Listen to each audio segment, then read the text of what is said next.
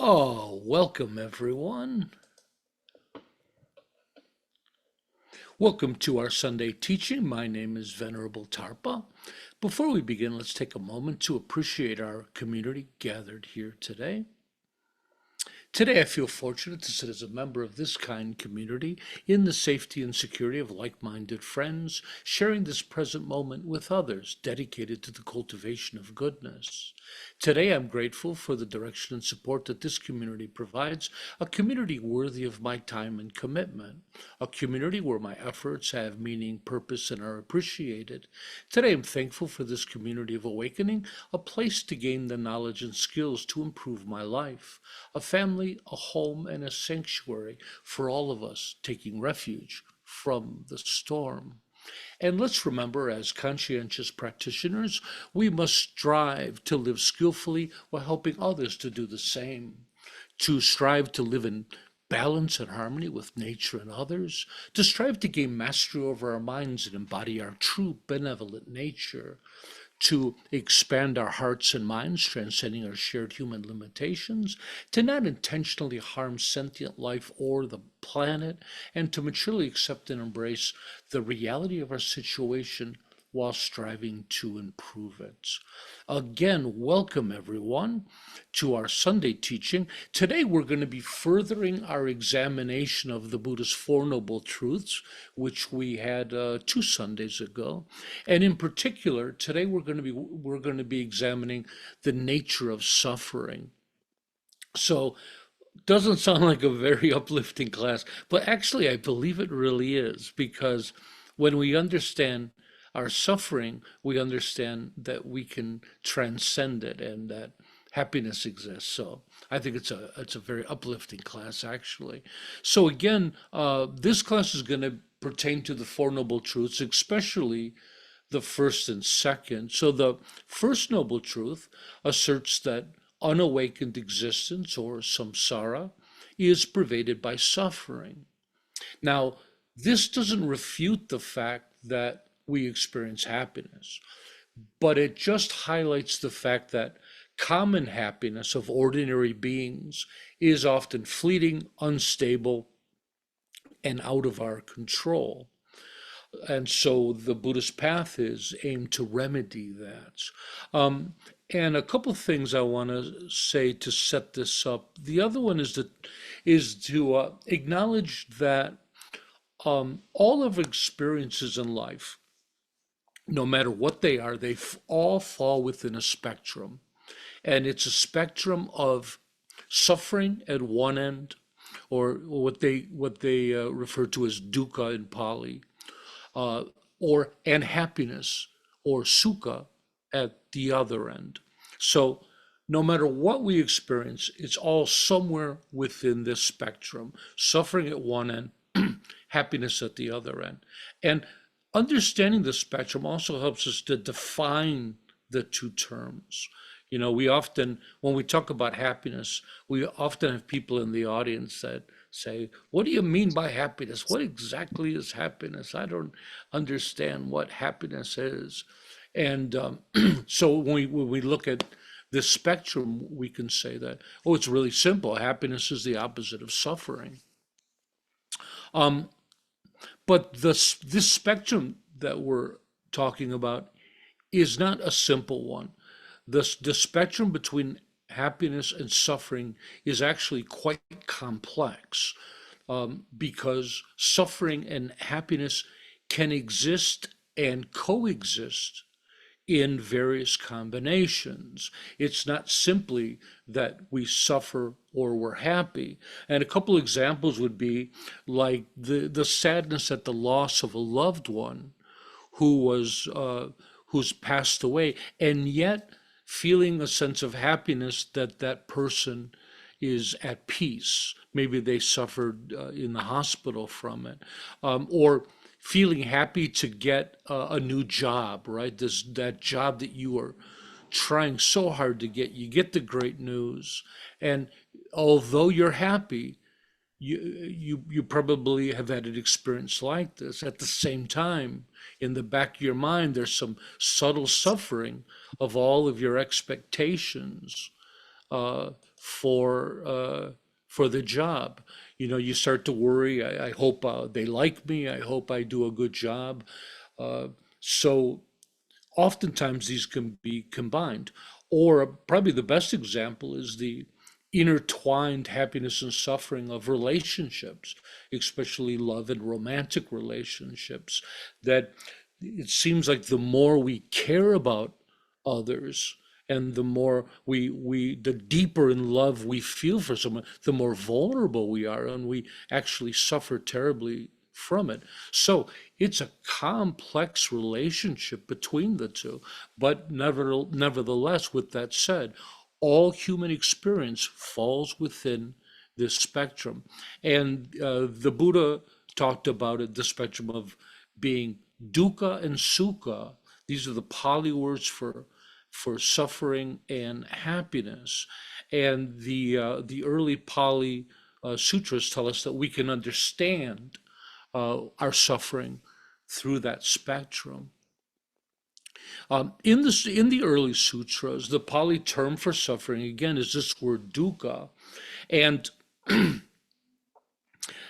there's a bit of controversy over the word dukkha, or let's say debate over the word dukkha, and there's a lot of people that believe it should be translated one way or another, and I think it's quite fascinating, and I fell into it as well when I first got into Buddhism.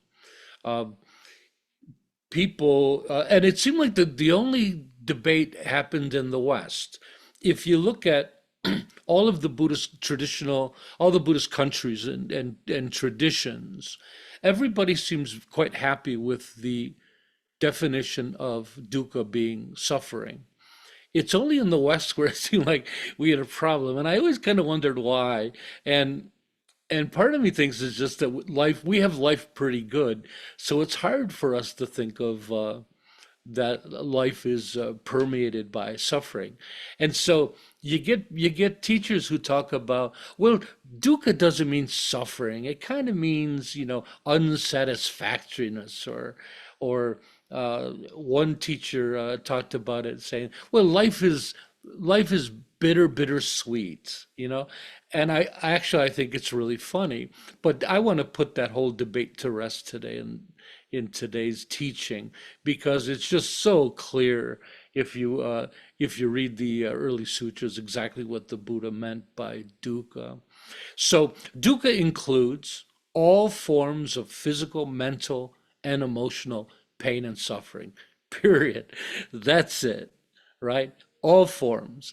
Now, I also found that sometimes it's not necessarily the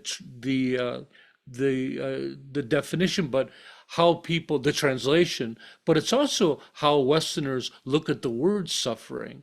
We had a little debate a while back, and we found that a lot of our Sangha had different ideas of what suffering is. For me, suffering has always been that great spectrum from deep pain and suffering all the way up to mild irritation. The word always meant that. But I find a lot of people that say, oh no, suffering is just for really, really bad suffering. They don't use the word suffering for mild things.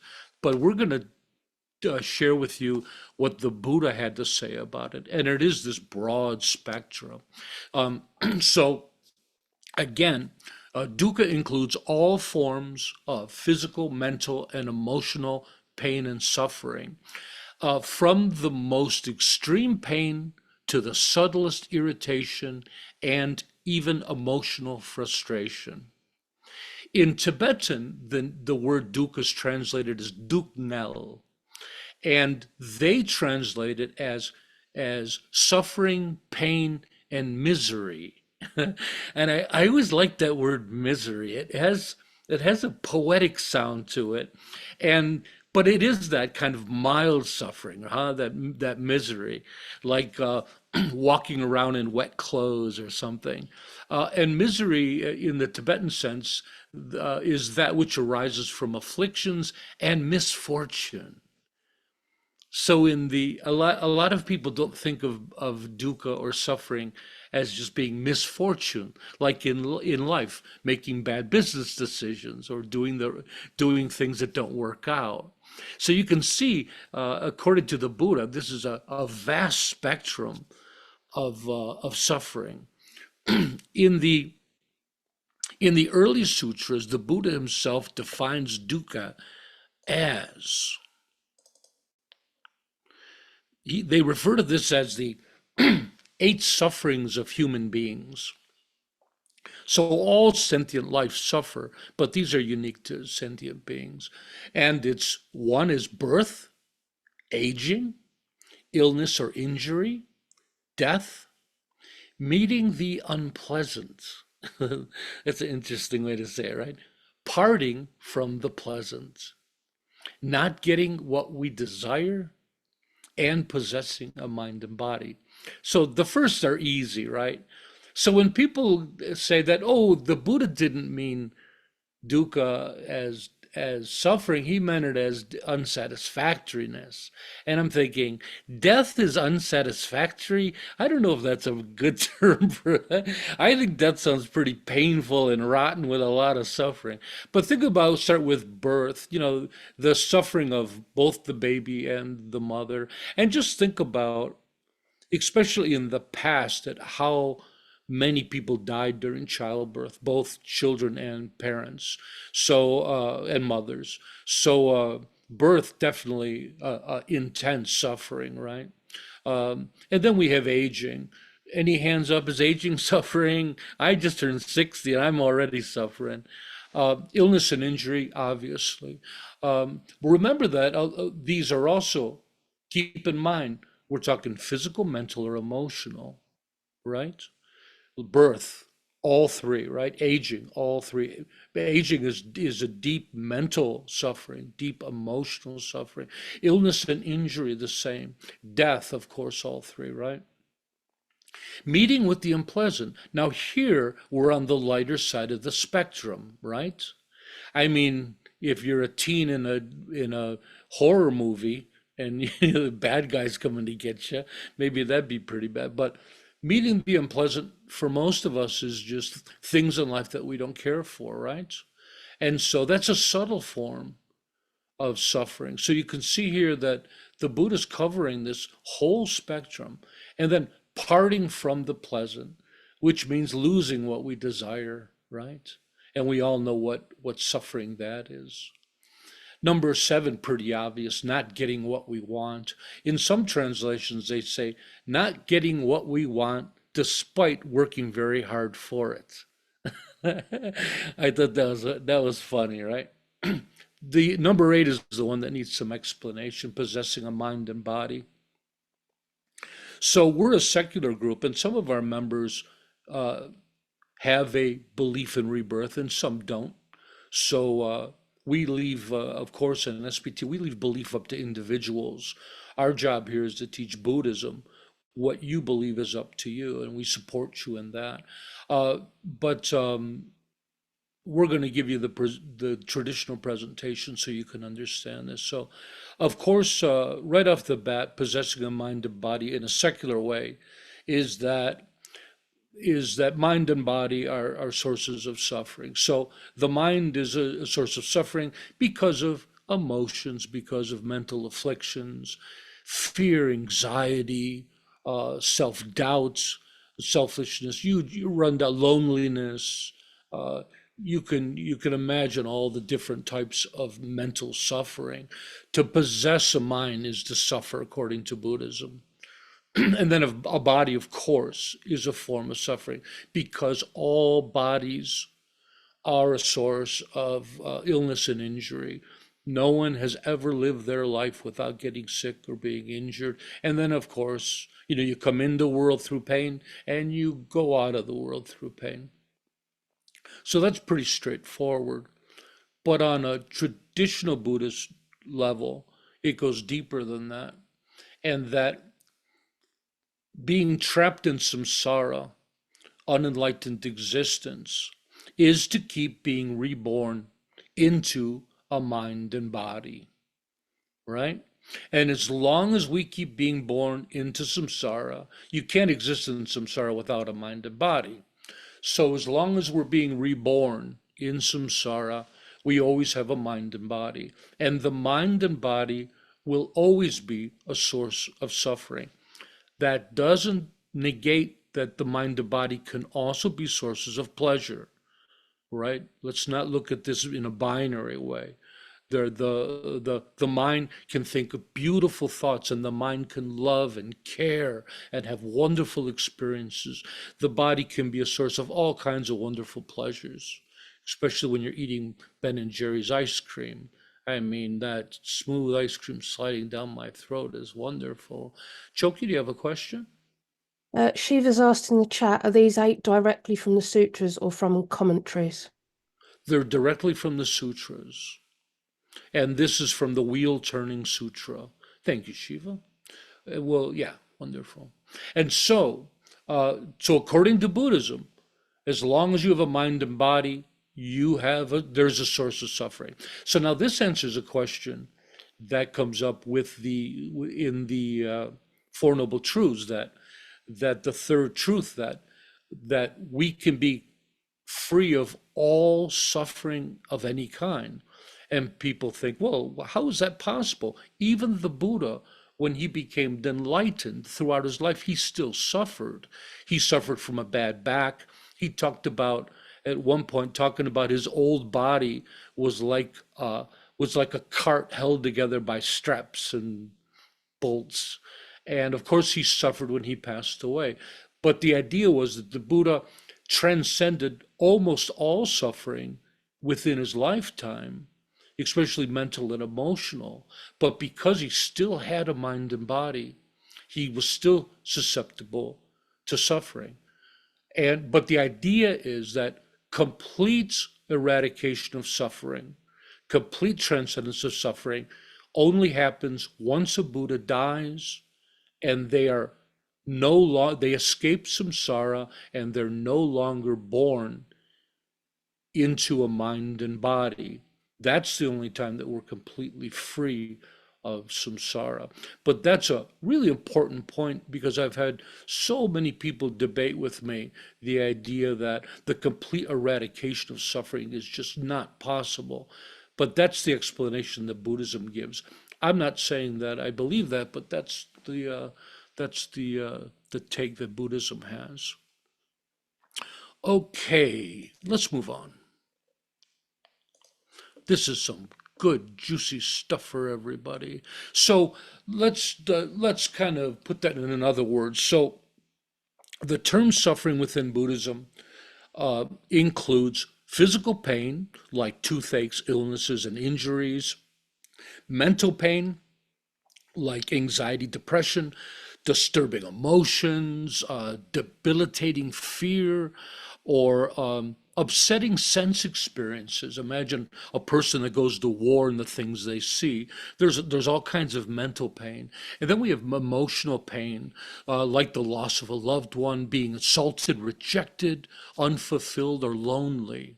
Right? So Buddhism covers the word dukkha, and suffering covers the whole gambit of any kind of suffering that we deal with, from the mildest of irritations. That stupid song gets played on the radio too many times and it's driving you crazy, to terrible pain and suffering and injury. Does anybody have any questions? What do you think of that whole thing? I put a lot of I laid a lot of stuff on you. Is it believable? What do you guys think about that? As a secular Buddhist, I kind of set aside that traditional take of the Buddha, or that I can become enlightened and I don't have to have a body anymore, and I can be completely free of suffering. That's a lovely story. I hope it's true, but it doesn't really pertain to my current life. What I know nowadays, right? What I do know now is that, and I've experienced this for myself, that with practice, I am eliminating more and more of my suffering day to day. I suffer less than I did a year ago. I suffer less than I did 5, 10 years ago. For me, It clearly works. And what am I suffering less from? I still get sick, I still get injury, but even those injuries, my mind deals with them better, right?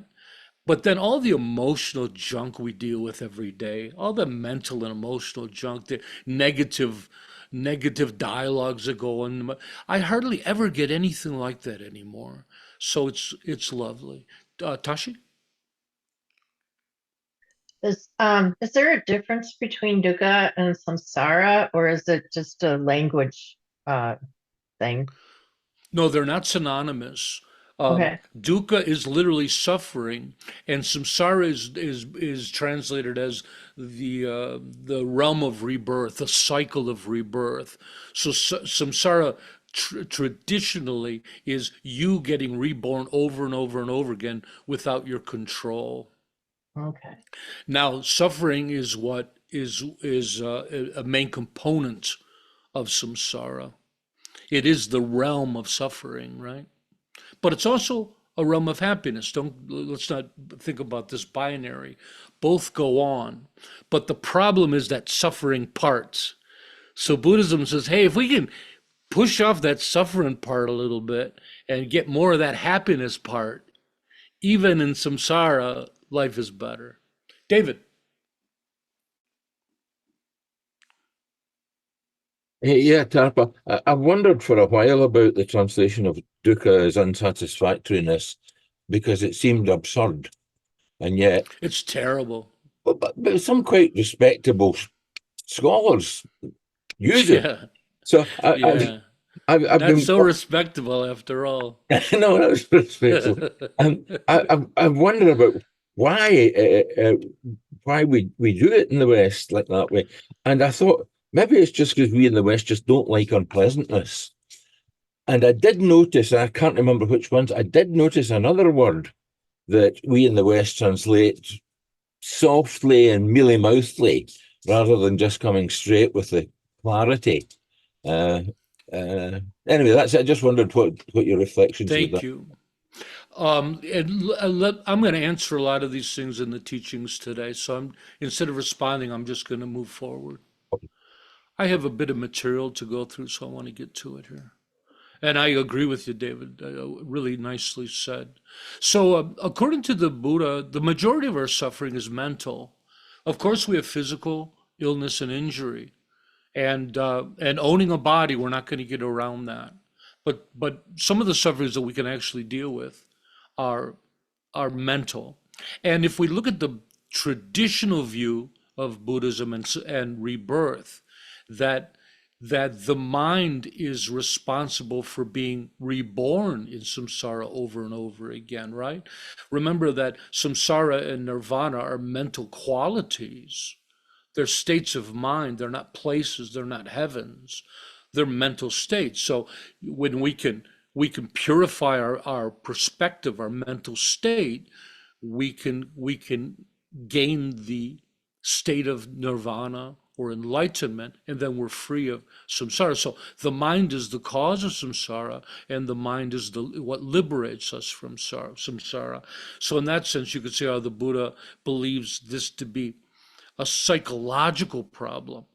Suffering isn't a physical or material one. It's psychological. We do have physical suffering, but it's caused by the mind in the first place.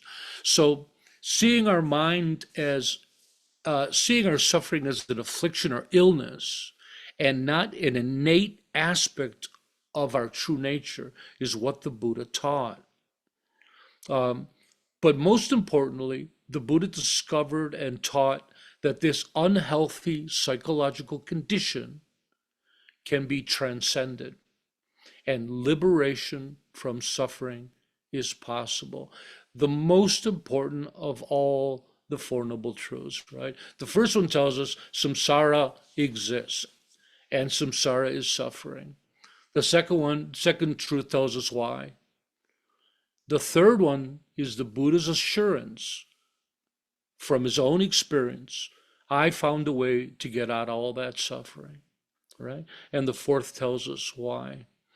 Um, so, so there's three main kinds of suffering. This is a traditional, I know that Shiva was asking, is this commentary or is this from the sutras? And what she was asking is how authentic is the information? And all of the information I'm sharing now is directly from the earliest sutras and the wheel turning sutra. So when we talk about suffering this part here is from the commentaries, and I'm trying to blow this up a little. There we go. The text's a little small. Suffering is taught in all the traditions through this three main kinds of suffering. The first is the suffering of suffering. Some call it outright suffering. And this is physical, mental, emotional pain and suffering. Easy to understand, right? From a toothache to heartbreak to fear, it's all in there. The second one is the suffering of change. And this pertains to our opposition to impermanence and change. Both our desire for things to stay the same and our desire for things to change. If you notice, we're never happy, right? It's either or. Like when we're kids, we can't wait to grow up. We want everything to change faster. And then boy, you hit 40 and you want everything to slow down and you don't want things to change so quick. But this includes our frustration of the transient nature of happiness.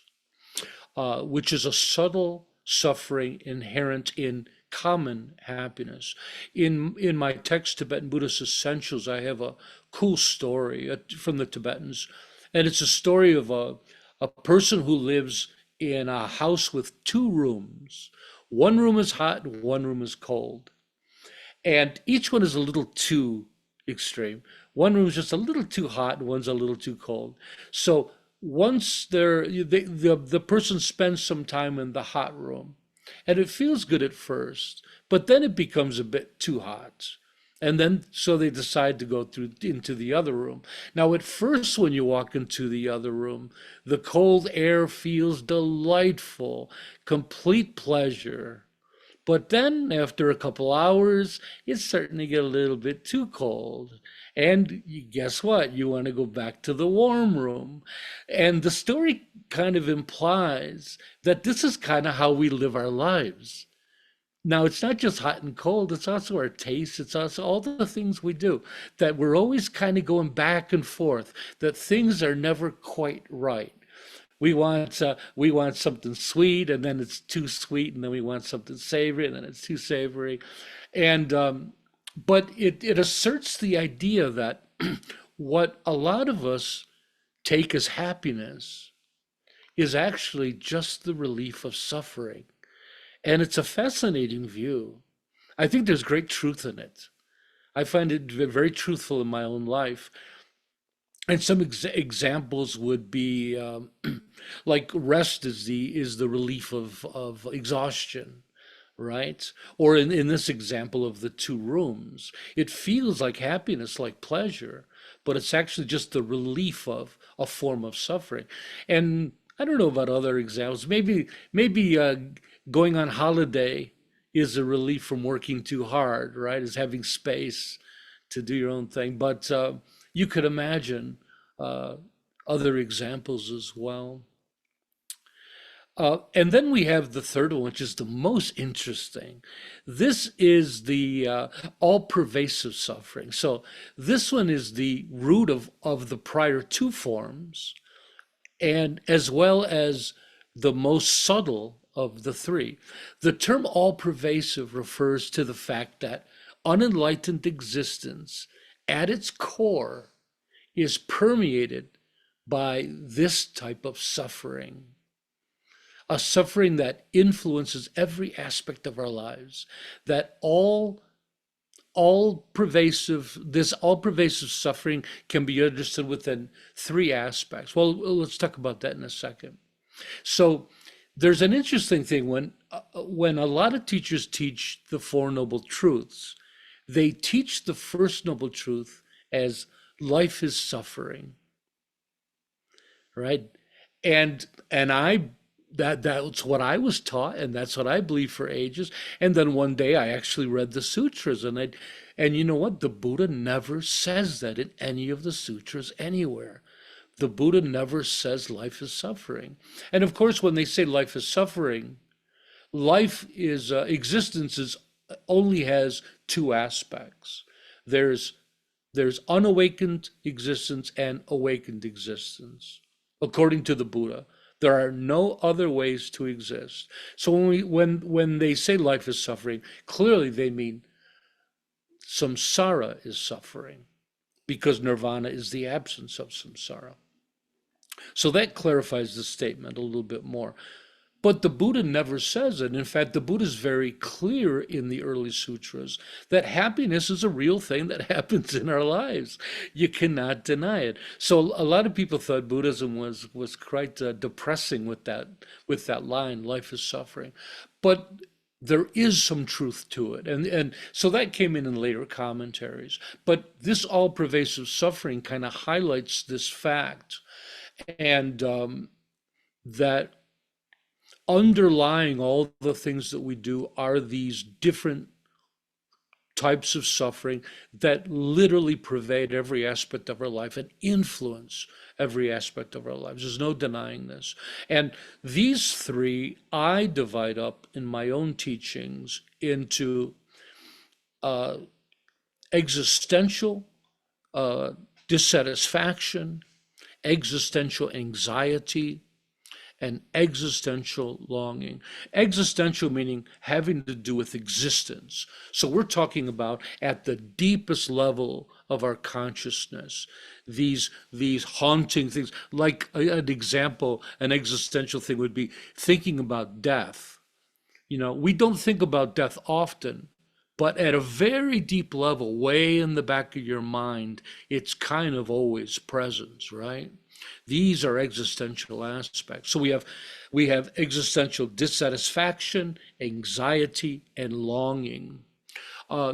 Existential dissatisfaction refers to a very subtle sense of unsatisfactoriness and discontent that pervades our lives. An almost imperceptible feeling that things are never quite right, or never really meet with our expectations. In my book, I write a funny thing. The Rolling Stones had that song, I Can't Get No Satisfaction. And I thought, boy, did they have that one right. I can't get no satisfaction, though I try and I try and I try and I try, right? And, but you know who says it better than me is Lama Yeshe. Let me get that up for you. Lama Yeshe was this brilliant Tibetan Lama. Oh, it's over here. Okay, I got you. And I never met him, but I'm a big fan of his work. So he claims that when the Buddha spoke about suffering, he wasn't referring simply to superficial problems like illness and injury. I'm not sure how superficial illness and injury are. I almost took that out to make the slide, but I thought leave it. But instead to the fact that the dissatisfied nature of the mind itself is suffering. No matter how much of something we get, it never seems to satisfy our desire for better or for more. This unceasing desire is suffering. Its nature is emotional frustration. Isn't that fascinating? My next question is, why can't I write something that good? Man, he is so good, but I could read this over and over and over again. That really, so when we talk about this existential dissatisfaction, it's the nature of our minds itself, right? The next one I want to talk about is existential anxiety. I'm going to leave that slide up if that's okay for everyone. So This type uh, of subtle suffering is a subtle sense of insecurity and uneasiness that pervades our lives. That existence itself is marked by anxiety, fear, and worries pertaining to our survival and prosperity. This includes the fear that arises from not knowing what'll happen. And I'd like to share another person who says it better than I ever could. This is Mark Epstein. Mark Epstein wrote this great book called The Trauma of Being Alive. And I agreed with it so wholeheartedly. So, anyways, he says, if we're not suffering from post-traumatic stress disorder, we're suffering from pre-traumatic stress disorder. There is no way to be alive without being conscious of the potential for disaster. Death and its cousins, old age, illness, accidents, separation, and loss hang over all of us. Nobody is immune. Our world is unstable and unpredictable and operates to a great degree and despite incredible scientific achievement outside of our ability to control it. Isn't that awesome? Now, I hope that doesn't scare anybody, but it's just true. So when I read this, I kind of, so when they talk about, we're talking about the definition of dukkha, and the West is everyone's trying to sugarcoat it. Well, the Buddha didn't mean actual suffering. He just meant that some days are better than others, right? I went the other way and I said, oh no, these people are completely wrong. The Buddha sugarcoated it. When he said life is suffering, he should have said life is absolutely traumatic. Existence is traumatic. Now, when you look at it from your own point of view and you think, well, it's not so bad. I just bought another house and I got this. And now that's different. You know, humans, we've cut out a pretty nice life for ourselves. But with the Four Noble Truths, you have to look outside of yourself to existence in general, right? Including all species. And the fact is, in our universe, existence is traumatic. Existence is a struggle for species to survive. Look at the plains in Africa with lions that are on the verge of starvation and their prey, which are running so other animals don't eat them. I mean, life is traumatic. And so, and usually when I give these teachings, at this point, somebody raises their hand and says, well, life's okay for me. I'm doing okay. I just retired, and but the fact is that that can be true. But I bet they suffer. You know, nobody lives without suffering. I bet they suffered through school, through work to get those things, and then so they have all those things. But what about this kind of suffering we're talking about? How about the worry in the back of their mind that their families are going to be well? That, you know, everybody gets sick, everybody's going to die, right? How can any of us say we don't suffer? I mean, just pick up a newspaper and you read about the world. You know, none of us are isolated. Suffering really does pervade our lives. Yes, we have moments away from suffering, but it's there. There's one kind of depressing analogy that I think is poignant, but I warn you ahead of time. Well, one teacher, a Buddhist teacher in a commentary, likened life to living in an ocean of suffering. And that what we experience as happiness is just sometimes a wave will lift us up out of suffering for some time. And we experience that as, of course, the relief of suffering, but we experience it as happiness. But inevitably, every wave comes back down. And they saw life itself just like that. That life is pretty much all suffering we just try to squeeze as much happiness as we can out of it. Now, I can't say that that's true. I haven't seen the data on it, but nevertheless, quite fascinating. Um, the next one is this is, I like to let everyone know which ones are original, which ones are from sutra, which ones are commentaries. So, you know, so this is a bit of my take on this. And this third one is existential longing. And this refers to a very subtle sense of unfulfilled existential needs that pervades our lives. An almost imperceptible existential melancholy or loneliness within the hearts of all beings, a feeling of emotional void, as if there's a hole within us that needs to be filled. This is usually not specific, but instead is a general longing for fulfillment, to be loved, valued, and accepted, to feel we belong and are understood. The need for meaning, purpose, care, respect, and authenticity. The need to connect with our world and others. And I believe this is profound. And I believe this one we deal with more in the West, because other countries, people are working so hard to just live, working so hard just to put food on the tables.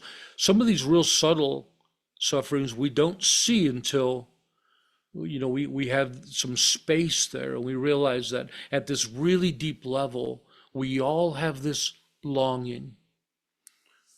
It sounds, it's a suffering, but somehow there's a beauty to it to me. I'm not sure how, but because that longing, that wish to be accepted, there's a aspect of that we all want to be loved, right? We all want to fit in, and it shows us how important friendship and relationships are to us. I guess it's a beautiful vulnerability within us all. There's somehow, to me, there's a beauty to it. Okay, now I want to talk about these, the three, we talked about the 8 sufferings of human beings, which is directly from the sutras. And then we talk about the 3 forms of suffering, which I think was more coming from the commentaries. But they dovetail together really nicely. I'm going to make this a little bigger. Let me make this whole thing a little bigger here. Okay, there we go. So the suffering of suffering has to do with birth, aging, illness, injury, death. The suffering of change is primarily dealing with meeting with the unpleasant and parting from the pleasant. And then all pervasive suffering is this existential desire to get what we want. And simply possessing a mind and body is suffering. Now, I talked about the traditional view that with rebirth, that having a mind and body means always being reborn and always taking on a mind and body. And then when you become a Buddha and you're no longer reborn anymore into samsara, somehow you exist without a mind and body. By the way, no Buddhist schools knows what happens when the Buddha reaches this level. The Buddha refused to answer the question. So though some traditions try to answer it, nobody knows what it means to be born without a mind and body, what that is. The Buddha wouldn't even say if it was a type of existence or not. They asked if was it existence or non-existence, and he just wouldn't answer. But on a practical level, on a secular Buddhist level, it's just clear that to possess a mind is to suffer, and we all know why. Remember, emotions are in there too. All our worries, all our concerns, every day, every minute of the day, right? This incessant stream of thinking. Our minds are the biggest troublemakers in our lives. And then the body, no doubt about it. Look at all the stuff we have to do to take care of our bodies. We got to scrub them and brush them and wash them, and we got all these lotions and goops we put on our body, all the vitamins, we have to feed it, we have to work to afford the food. Mind and body are suffering. So anyways, this is a chart that just shows the difference between how they all fit together. Okay, I'm going to try not to bore anybody. Any questions? Maybe this is a good place for some questions. What do you guys think? Is anybody aware of those existential sufferings? Is anybody aware of their longing? I discovered it in meditation, and I realized that, and I wanted to write about it. And to me, it was a really strong thing I found. Right? Any ideas? Anybody want to talk about existential longing? What kind of things do we long for? I talked about a few. What do you think, Renshin? Put you on the spot. I'll call on the smart ones first. Well, then you call the wrong one. I think the most the thing that I've noticed the most about that is that fear is death is always present. It's a fear that's always there. It may That's be not a longing. Longing is something we want. okay. Existential want at the deepest level. Sorry to put you on the spot. A great one. So we talked about a few of them already. We talked about being loved, being wanted, but success. Who longs for success? And I'm not talking about being a billionaire. I'm just saying being successful at whatever you do. Being a parent, being a good neighbor, being a good spouse, being good at your job, just flourishing in life, right? Isn't that a deep, deep thing that we all want, right? So, yes, Travis. Thinking of your examples on longing, I'm wondering if pursuing those existential sense of purpose or meaning is also how we kind of avoid dissatisfaction in a Western individualized kind of cultural context, and that's why we often don't really look at dissatisfaction as something that we need to struggle with, because we're always pursuing that next high, that next gratification. But why don't we achieve it if we're always striving for it? Why do you have to come to my class to find out? So the idea is that we don't understand it.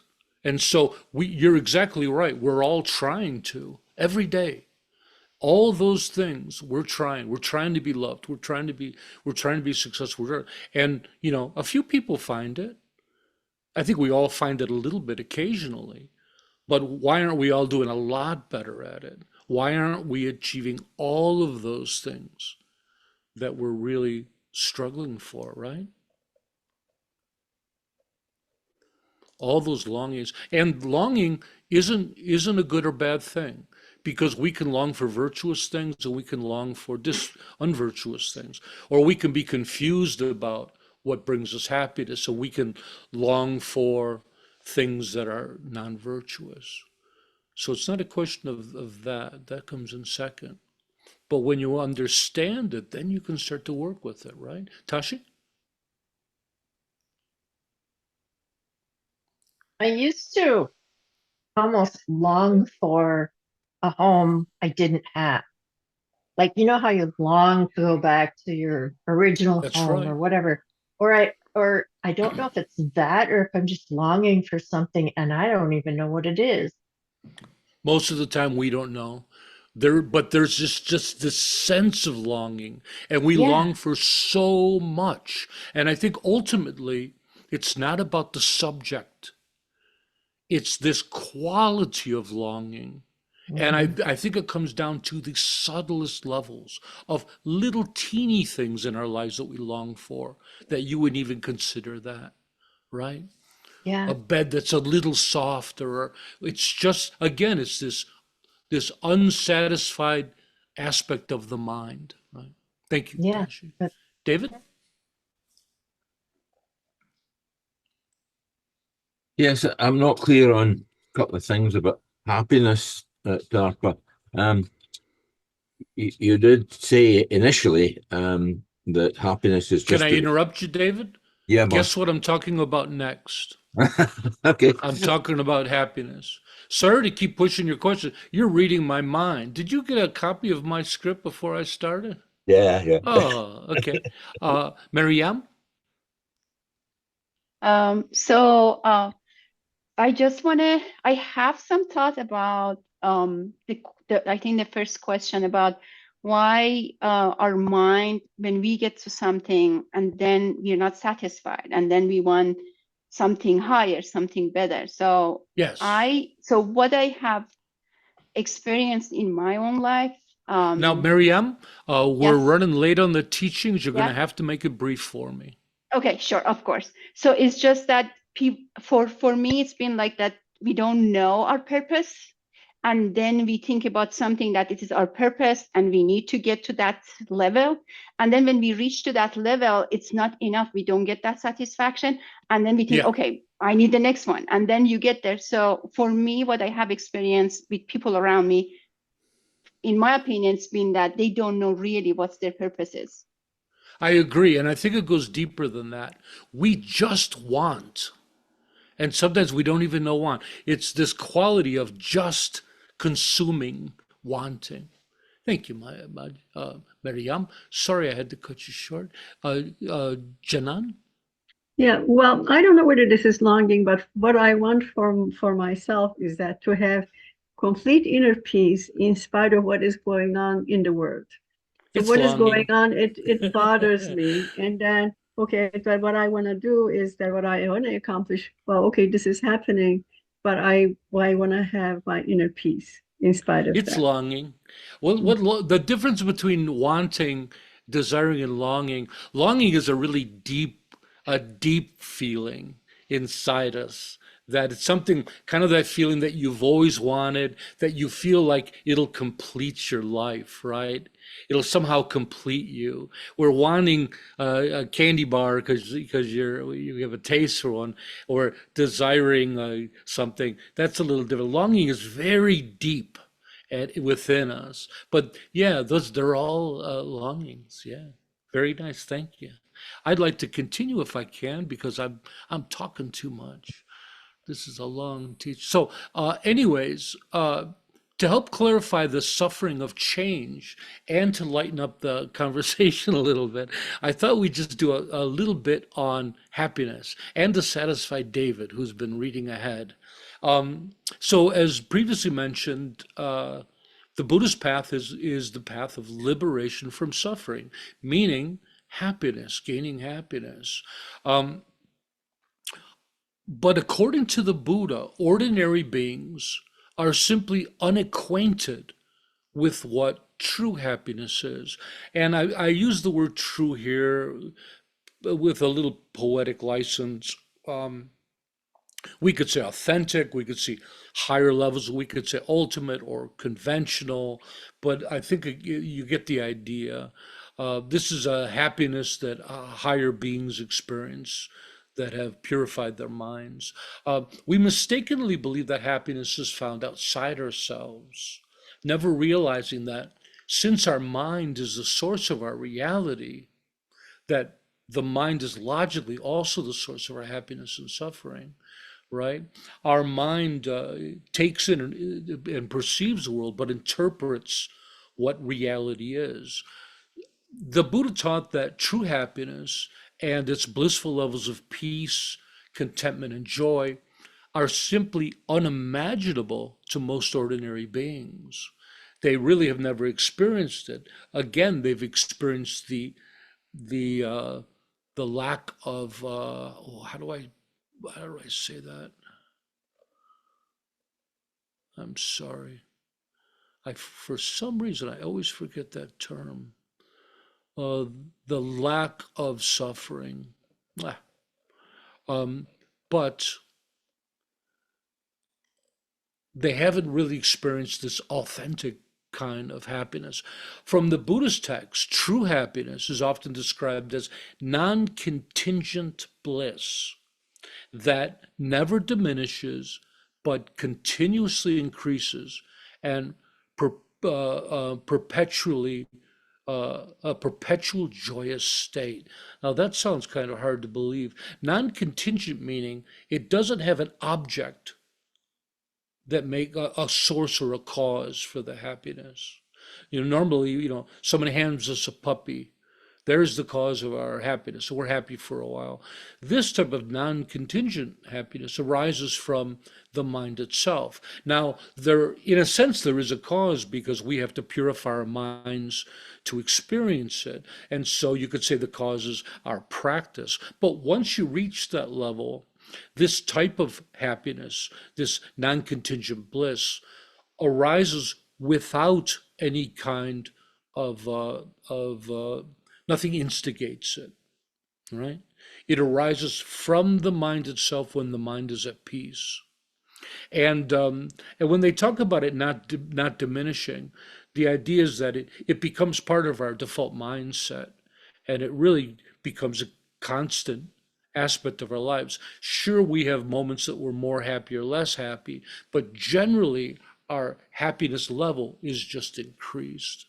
So with that said, the Buddha posits true happiness is our true nature, and taught that all beings possess the potential for its attainment. Within Buddhism, happiness can be divided into two types: the true happiness of superior beings and the mundane happiness of ordinary beings. And I have a slide for you. So, true happiness is a happiness that arises from the wisdom that correctly understands the true nature of ourselves in reality. A lasting happiness that can be cultivated and increased infinitely, according to Buddhism, which doesn't diminish or lead to suffering. A happiness that is rarely experienced by ordinary beings. Then we have mundane happiness, the happiness of ordinary beings that is merely a relief from suffering, a happiness tainted by ignorance and related afflictions, a happiness that is unstable, unreliable, fleeting, and inevitably turns into suffering. Now, the problem with this is, of course, it's binary. This implies that there's just the two. That's not how it works. They represent two ends of a spectrum. When I'm deep in my practice and I'm not being, I don't have too much adversity in my life, I can plug into this kind of true happiness. But guess what? I drop a melon on my toe and I break my toe. All of a sudden, I'm down in the mundane happiness. So we always have to pull this information out of the binary and into the spectrum and realize that we're just talking about these two ends. For an ordinary person, maybe mundane happiness of getting a free pizza because they bought 10 beforehand and they're joyful. But guess what? They experience true happiness when their firstborn baby comes. I mean, come on, there's nothing mundane about that. Ordinary beings experience true happiness, no doubt about that. And I'm guessing that superior beings probably experience their share of mundane happiness as well. Yeah. Okay, I think I'm almost to the end of all of this stuff. So, so how do we deal with our suffering? So we have, of course, the Four Noble Truths and the Eightfold Path. So Buddha gave us a prescribed path out of suffering. So we talked about that prior week when we talked about the Four Noble Truths. But most of us deal day to day with our suffering through distraction. That seems to be our favorite. I know it's mine. A pint of Ben and Jerry's and Netflix. I don't have a care in the darn world, right? But often, so most of us live our lives like that in lives of distraction. But then oftentimes something comes along like an overwhelming experience. Somebody has a heart attack, the loss of a loved one, uh, uh, realizing the permanence of death, which of course that would be the midlife crisis. Events come along in life and they shake us out of that distraction, and life hits us right in the face. So these things happen, and they start to awaken us, right? But awakening isn't just through suffering. We also awaken through prosperity. And there's an old Buddhist saying that Buddhism spreads fastest in rich countries. And the story behind that goes is that wealthy people, successful people that have it all, they have all the prescribed things for happiness, the big house, the two children and everything. And then they find that they're simply not happy. They found that all those things are in place, but they're not. This is a point where a lot of people awaken as well. So we awaken both from our successes as well as our suffering. Buddhism asserts that suffering is a necessary part of the Buddhist path, and that that humans are lucky to be born in the human realm, according to traditional Buddhism, because the human realm has the perfect amount of suffering and happiness. We need both to succeed. Too much suffering, we fall into hopelessness and despair, and too much happiness, we become superficial. And so it's this proper balance of the two that we want to work with to attain liberation. And I often say that we all get enough natural suffering that you don't have to create any new suffering in your life for your path. Some people seem to want to do that. They want to live in a cave and eat 3 rice kernels a day and suffer their way to enlightenment. This was a Jain approach, which was a religion in the Buddha's day, and the Buddha denounced this completely, and the Buddha came up with the middle way. And so we don't suffer our way to liberation as Buddhists. The Buddha had no problem with comfort, so we have enough suffering to work with. You don't need to increase that. What we want to do now is we want to practice and start to create authentic happiness, which most of us haven't really experienced before. So, and then lastly, suffering is a source of many of our good qualities, right? Through suffering, we develop wisdom, maturity, compassion, and understanding of others. How can you practice compassion if you can't witness the suffering of others? And more importantly, if you haven't experienced that suffering yourself, how can you really empathize with others, right? Our suffering brings us courage and strength, patience and perseverance.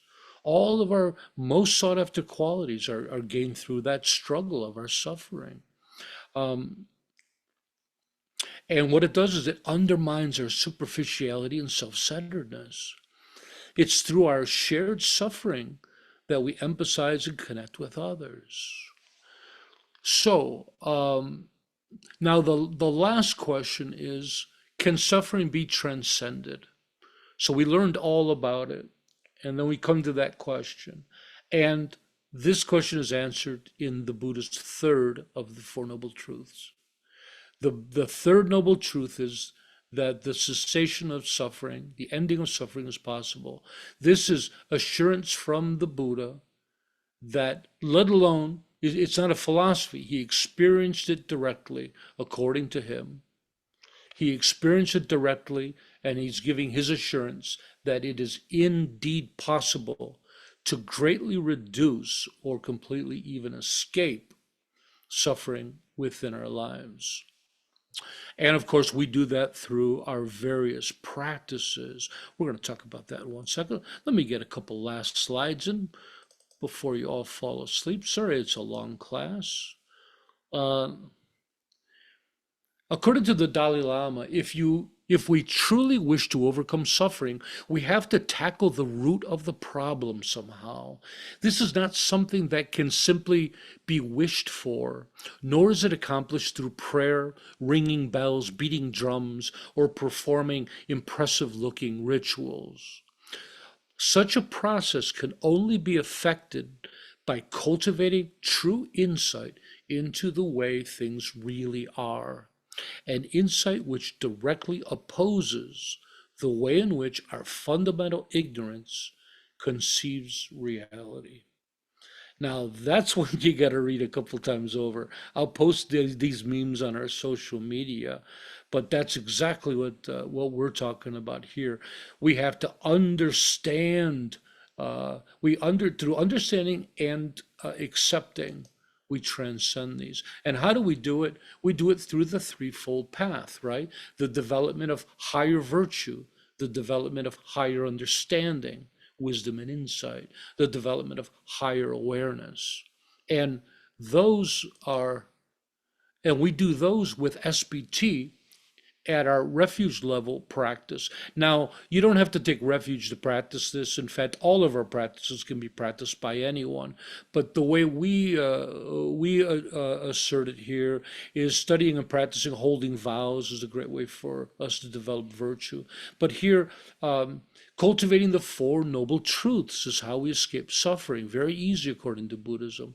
Through study, contemplation, and meditation, and through the practices of the four tasks, which we talked about in our prior class.